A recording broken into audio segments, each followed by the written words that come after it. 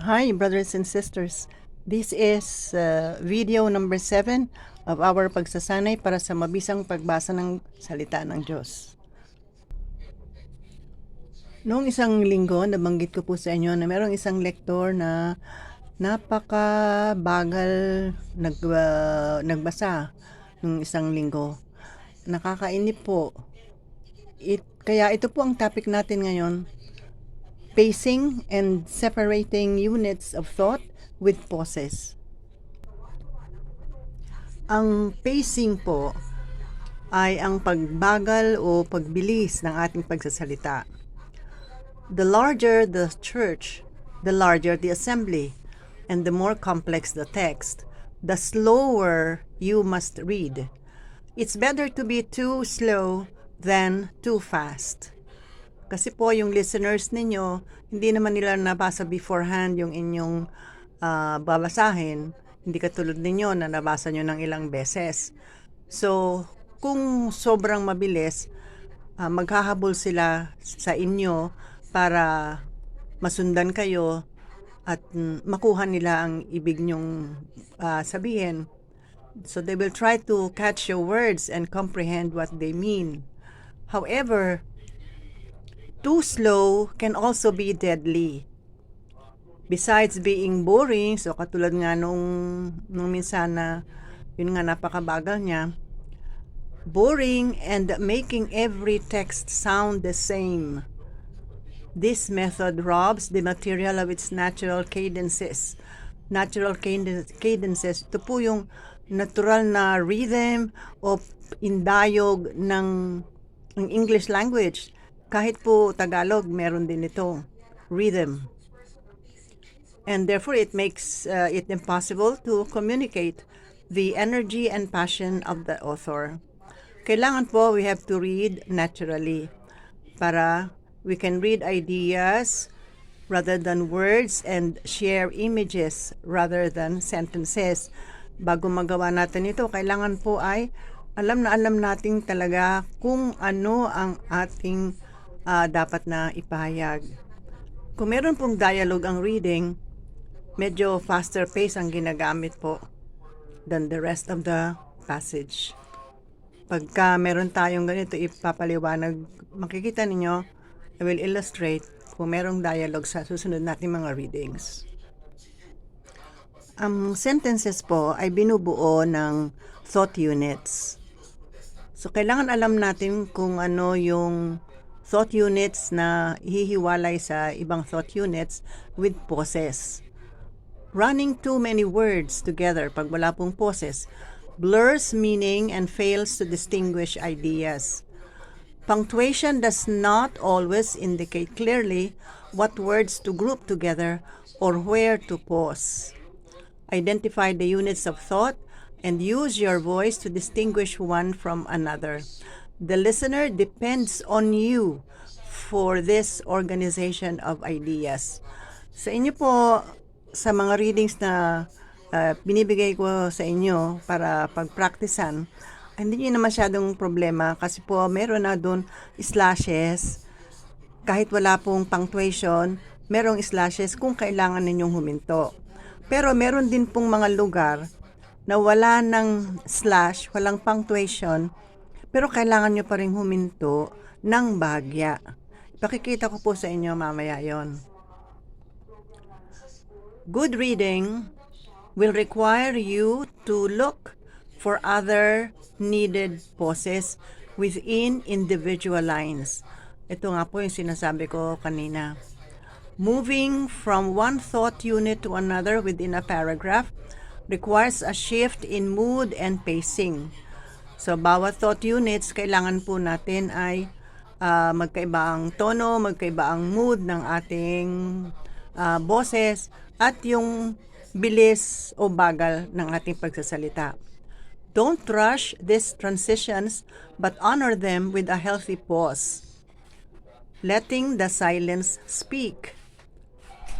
Pauses are never dead moments. Something is always beginning during a pause. Or something is always happening during a pause. So, kailangan po talaga yung mga pauses. Practice will teach how often and how long to pause. Too many pauses make a reading choppy. Too few cause ideas to run into one another. Parang magpapatong-patong.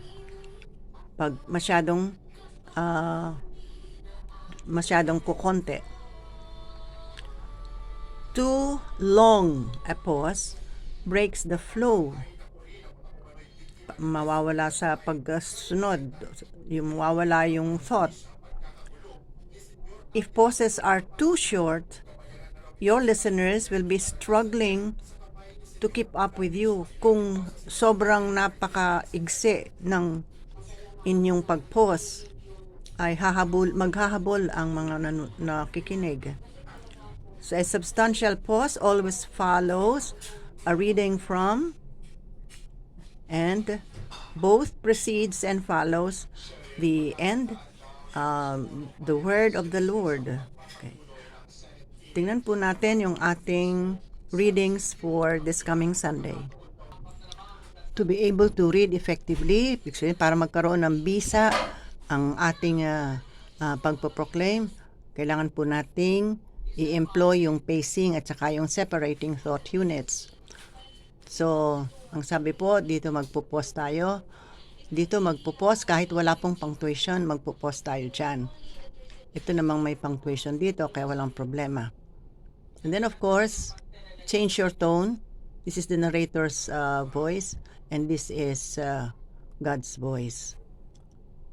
So, baguhin po ang inyong tono sa pagsasalita. Ito po, tingnan ninyo.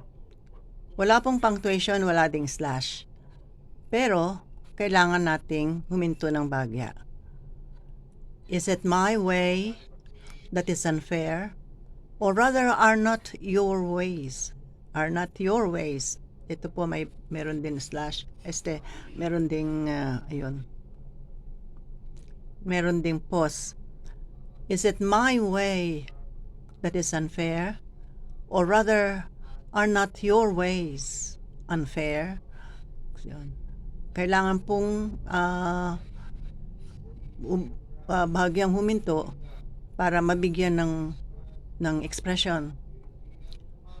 When someone virtuous, turns away from virtue, so nag-pause ng konti, to commit iniquity and dies. When someone virtuous turns away from virtue to commit iniquity and dies. Kesa naman po sa pagtuloy-tuloy niyong basahin yan, when someone virtuous turns away from virtue to commit iniquity and dies. Yun nga po, maghahabol ang mga tao, hindi nila masyadong makukuha yung inyong sinasabi. It is because of the iniquity he committed that he must die. Ayun. Iniquity he committed. Wala pong, nilagyan ko lang po ng slash doon, that he committed, that he must die. So, kailangan mag-pause doon. Pag walang pause, pwede na kayong bumilis. But if he turns from the wickedness he has committed, see, walang pause kasi dyan. But if he turns from the wickedness he has committed, and does what is right and just, may comma na dyan. So, ito, katulad din dito, pwede natin bilisan. Since, ito, bigyan tayong hinto. Since he has turned away from all the sins that he has committed. So, diretso. Dito, pause again. The word of the Lord. Okay, wag niyong habaan dito. The word of the Lord. The word of the Lord. Pause, tingin sa tao, and then, leave. Sa second reading, ganun din po, pause dito. Ito, pause kahit walang punctuation. Dito may punctuation. Dito walang problema kasi bawat line ay merong comma. Pero dito, wala po. So you say, any compassion and mercy, complete my joy. So nagbagya tayong huminto. When you emphasize the word or stress the word, tumataas yung boses natin, bahagya tayong humihinto din at pinapahaba natin yung ini-stress natin. Complete my joy. Complete my joy by being of the same mind, with the same love, united in heart, etc. And then, ito ulit po, no? Ayan. Wala pong punctuation pero may slash. Rather, humbly regard others as more important than yourselves, each looking out, pause, not for his own interests, wala pong e-sound, but also for those of others. So, wala pong mga punctuation yan. Pero, humihinto tayo sandali para mabigyan ng expression, mabigyan ng diin yung phrases. Each looking out, not for his own interests, but also for those of others. Have in you, yan, wala din punctuation, walang slash, pero stop kayo bagya. Have in you the same attitude, okay, and so on.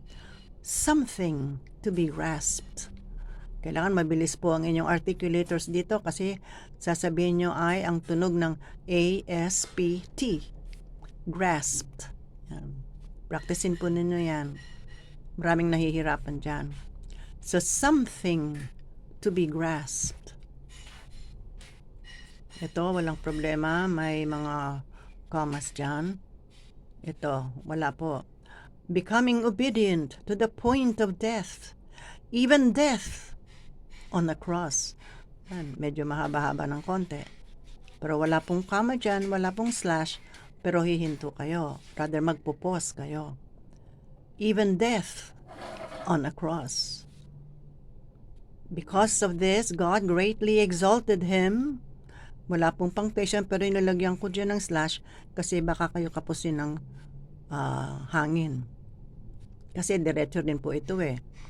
Because of this, God greatly exalted him and bestowed on him the name which is above every name.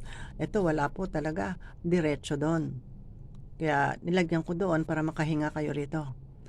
Because of this, God greatly exalted him and bestowed on him the name which is above every name. Okay? Tapos dito, of those in heaven, heaven, mataas, mababa, on earth, mas mababa. Of those in heaven, and on earth, and under the earth.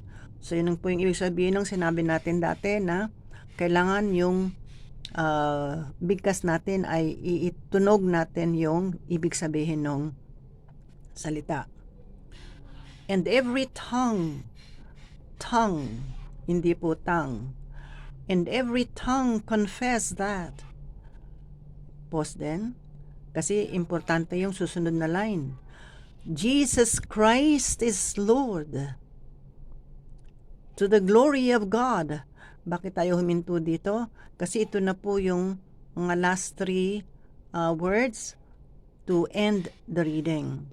To the glory of God, the Father. Sabi sa atin dito, babagal. Katulad sa mga awit na bumabagal sa bandang dulo.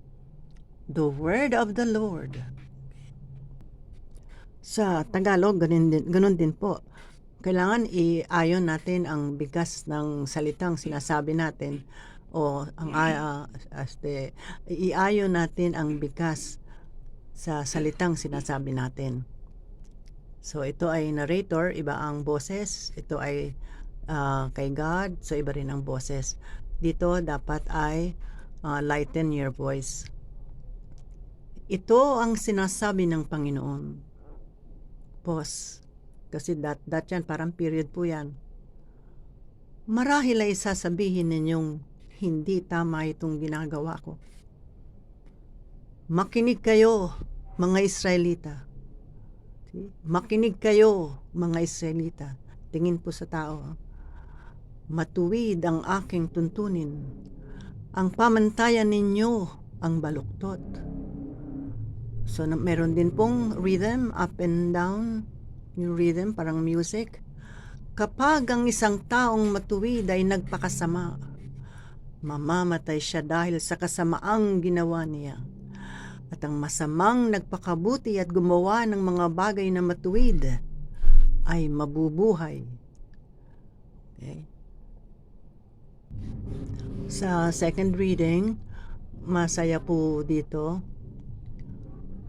Ito ay personal na pag-uusap o pagsasalita niya sa kanyang mga kapatid o mga kaibigan. Mga tanong po ay answerable by yes or no, kaya pwede niyong itaas ang inyong boses. Nagbibigay ba sa inyo ng kasiglahan? Naaaliw ba kayo ng kanyang pag-ibig? May pagkakaisa ba kayo sa Espiritu Santo? Kayo ba'y may nadaramang hangarin na tumulong sa iba? Kung gayon, lubusin ninyo ang aking kagalakan. So, kasi masaya siya dyan eh. Maghari sa inyo ang pagkakasundo. Magbuklod kayo ng iisang pag-ibig at maging iisa kayo sa puso't diwa. So, kahit may rhythm, may pagbabago, may taas, may baba, para hindi maging monotonous. Yung parang kumakanta na iisa lang ang tono. At yun din, tulad sa English, kung merong mga salita na kailangan ay itunog ang ibig nilang sabihin. Halimbawa,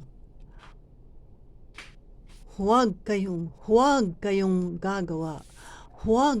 gagawa ng anumang bagay dahil lamang sa hangad ninyong matanyag. Bagkus, magpakababa kayo.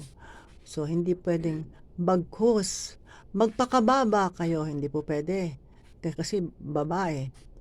Magpakababa kayo at huwag ipalagay na kayo'y mabuti kaysa iba. Ipagmalasakit ninyo ang kapakanan ng iba, hindi lamang sa inyong sarili. Magpakababa kayo tulad ni Kristo Jesus. So, tuloy-tuloy po dyan. Kung may mga importanteng phrases or salita, itaas nyo po ang boses ninyo. Kaya naman, ito mabilis dito ng konti. Kaya naman, siya'y itinampok ng Diyos at binigyan ng pangalang higit sa lahat ng pangalan. Binigyan ng pangalang higit sa lahat ng pangalan. Ano pat ang lahat ng nilalang? Nasa langit, nasa lupa, at nasa ilalim ng lupa, ay maninikluhod at sasamba sa Kanya. At ipahahayag ng lahat na si Jesucristo ang Panginoon sa ikararangal ng Diyos Ama. So, dito babagal din kasi yun na nga, pagtatapos na po ito. Ang salita ng Diyos. So, huwag po yung ulitin ko. Ang salita ng Diyos. Hindi po. Walang pause dun sa ang. Ang salita ng Diyos. Okay. Bago po ako magtapos, I will just make you realize the influence that you make on the listeners. Doon po sa sinambahan ko noon, nasanay sila kasi yung commentator tsaka yung mga ibang lector ay ang nagsinasabi nila ay Amen. Di ba sinabi ko na nakita nyo naman last time na dapat sa Tagalog, Amen. Amen. Doon po, nasanay na sila ng Amen. Kaya, nung tumugon yung mga tao sa simbahan, sabay-sabay po sila in unison, sinabi nila, Amen. Kasi po, ang akala nila, tama parati ang mga lektor, kaya sinusunod, ginagaya nila. So, we have to be very careful. Siguraduhin natin na talagang tama ang ating bigkas. So, yan po lamang para sa ngayon, sana po ay meron kayong napulot o na pag-aralan na pwede nyo o kailangan ninyong isagawa o i-employ sa inyong proclamation. So, salamat po ulit. Hanggang sa susunod. Sige po at salamat sa inyong panahon.